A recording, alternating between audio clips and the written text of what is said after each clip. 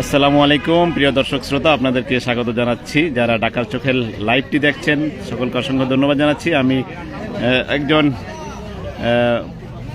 পথগায়ক, তিনি আপন মনে সুন্দর সুন্দর গান গেয়ে থাকেন। আমি সেই ফারুক সাহেবের সাথে কথা বলবো এবং তার গান শুনতে চেষ্টা করছি। আচ্ছা, আপনি দেখলাম অনেক সুন্দর সুন্দর গান গাইছিলেন এমনি নিজের আপন মনে। আপনি কতদিন ধরে গান গান এবং কোথায় গান গান আপনি? আমি লাইভ হিস্ট্রি যখন শুরু হয়, আমি সিঙ্গাপুরে চাকরি করতাম সিভিল কর্পোরেশনে। সেখান থেকে আসার পর বাহারাইন চলে গেলাম, সেখানেও আমি আমার দোকান ছিল। তারপর আসার পর আমাকে ওই কিছু শরবতের সাথে খাওয়ানো হয়েছিল, ব্রেন শর্ট হয়ে গেল। তো এখন আমি টুকটাক কাজ করি আর ওই নীলা কীর্তন ভাউল গান শুনি, গান শুনতে ভালো লাগে। গান হয়েছে আত্মার খোলা। আচ্ছা, একটা গান গান, কি গান গাইবেন আপনি? কি গান গান আপনি? একটি মনের দাম দিতে গিয়ে জীবন চলার পথ যায় হারিয়ে, কি আমি পেলাম, কি আমি পেলাম। একটি মনের দাম দিতে গিয়ে জীবন চলার পথ যায় হারিয়ে, কি আমি পেলাম, কি আমি পেলাম। কত যে কথা ছিল এই মনি, অজানা সে মন, মনির সাথী, মনির সাথী। কত যে কথা ছিল এই মনি, অজানা সে মন, মনির সাথী, মনির সাথী। মায়াই মায়াই কেন জড়ালাম, কি আমি পেলাম। একটি মনের দাম দিতে গিয়ে জীবন চলার পথ যায় হারিয়ে, কি আমি পেলাম, কি আমি পেলাম।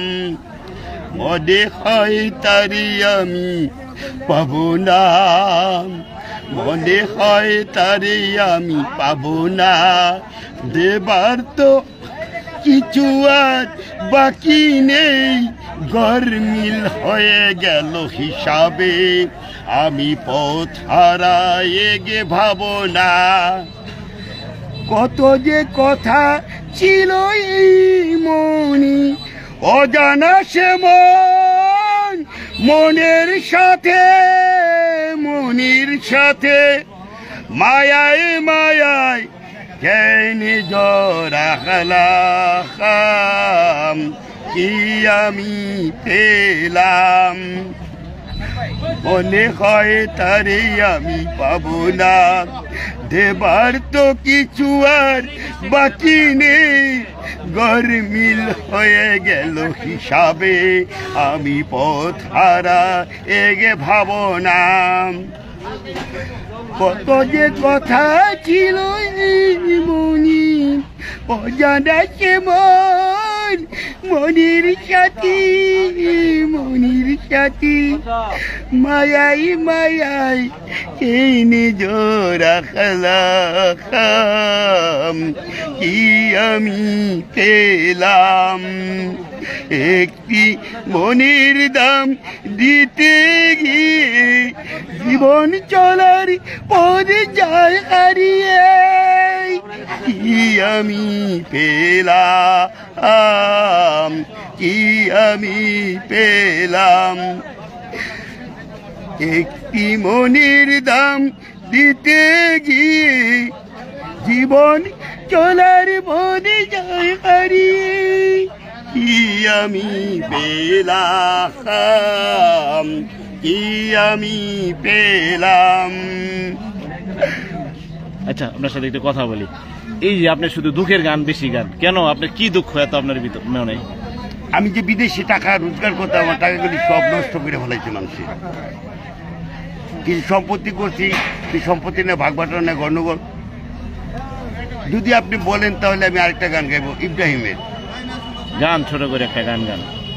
কি আছে জীবনে আমার, যদি তুমি না থাকো পাশে মরণে, কি আছে জীবনে আমার, তুমি আছো সব আছে ভুবনি আমার, তুমি আছো সব আছে ভুবনি আমার, তুমি নাই কিছু নাই বেতারি পাহাড়, তুমিও গো তুমি মোর জীবনে মরণে, কি আছে জীবনে আমার, যদি তুমি না থাকো পাশে মরণে, কি আছে জীবনে আমার, হয়তো আমার প্রাণ কাঁদবে শুধু বিরহের দিনে, তুমি যদি তুমি না থাকো পাশে মরণে, কি আছে জীবনে আমার, তুমি আছো সব আছে ভুবনি আমার, তুমি নাই কিছু নাই বেতারি পাহাড়, তুমি অগ তুমি মোর হৃদয় আকাশে, কি আছে জীবনে আমার, যদি তুমি না থাকো পাশে মরণে, কি আছে জীবনে আমার, তুমি আছো সব আছে ভুবনি আমার, তুমি নাই কিছু নাই বেতারি পাহাড়, তুমি গো তুমি মোর জীবনে মরণে, কি আছে জীবনে আমার, যদি তুমি না থাকো পাশে মরণে, কি আছে জীবনে আমার। আচ্ছা, আপনার যে করুণ একটা কাহিনী বলছিলেন, সে আসলে আপনি এই আপনার তো একটা সুন্দর একটা জীবন ছিল, এখন আপনি এই পথে আসার কারণ কি? আমি স্কুল আমি যখন লেখাপড়া ছেড়ে দিলাম, তখন আমি একটা মেয়েকে ভালো লাগতো, ভালোবাসতাম, ওর নাম শিখা, শীতলপুর মাঝি বাড়ি, আর ওই বাড়ি ছিল শীতলপুর, পড়াশোনা করতো শেখরনগর রায়বাহাদুর হাই স্কুল।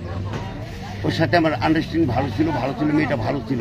পরে হালিম নামে একটা ছেলে, ওকে ও ভিলেনের ভূমিকা অবলম্বন করে, পরে ওরে ওই বিয়ে করার পর ওর লাইফ স্টোরি সুখের হয় নাই, এই জন্য হালিম কোনো রুজি রোজগার করতে পারতো না, ওর জীবনটা শেষ হয়ে গেছে।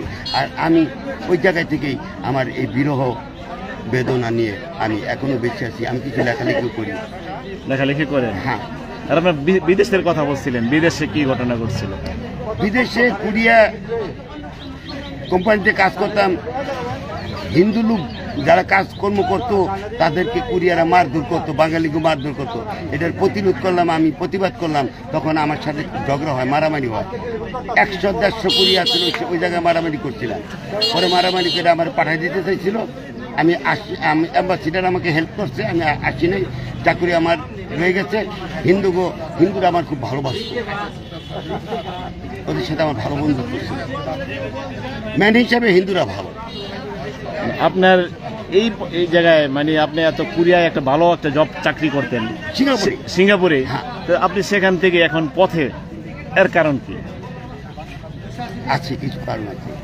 যখন শ্বশুর ফ্যামিলি ওখানে সম্পত্তি করলাম, ভাই বোনের সম্পত্তি করলাম, ওরা আমার সাথে প্রতারণা করতে লাগলো, সম্পত্তি ভাগ দিতে চাইলো না। তখন থেকে ওই মানসিকভাবে আমাকে যন্ত্রণা দিতে লাগলো, এই জন্য আর কি আমি পথে ঘুরি। এখন আপনার কে কে আছে আপনার বাড়িতে? আমার 3 মেয়ে বিয়ে হয়ে গেছে, ছেলে আছে, ও পাস করছে ইন্টারে, কুরিয়া লটারি পাইছে, বাইশও পাইছে, পরীক্ষায় পাস করছে। আমার জন্য একটু দোয়া করবেন। আপনার নাম যেন কি আবার একটু বলবেন? আমার নাম পরিচয়টা? মোহাম্মদ ফারুক। আমি শেখ হাসিনার একজন ভক্ত। যখন লাঙ্গলে অত্যাচার করছিল, জর্জরিত, তখন শেখ হাসিনা তখন ক্ষমতায় আসতে পারছিল না, তখন আমরা ওই সত্য কথাটা বলবো, ওই জায়গায় জায়গায় আগুন দিতাম, ভাঙচুর করতাম। আমরা এই পরে ওই জায়গা থেকে প্রতিরোধের জন্য শহরটাকে জ্বালাইতাম। তারপরে লাঙ্গলে নামলো, নামার পরে ইলেকশন দিল, ক্ষমতায় গেল খালেদা। পরবর্তী জেনারেশনে শেখ হাসিনা ইনশাল্লাহ ক্ষমতা এসছে, যে বঙ্গবন্ধু শেখ মুজিবুর জাতির পিতা, বাঙালি ইব্রাহিম খলিল ছিল মুসলমানের পিতা, আর শেখ মুজিবুর বঙ্গবন্ধু ছিল বাংলার জাতির পিতা, বঙ্গবন্ধু শেখ মুজিবুর রহমান। ধন্যবাদ আপনাকে।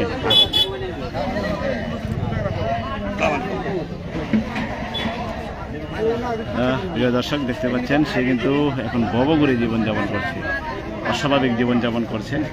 আমি তাকে পেয়েছিলাম,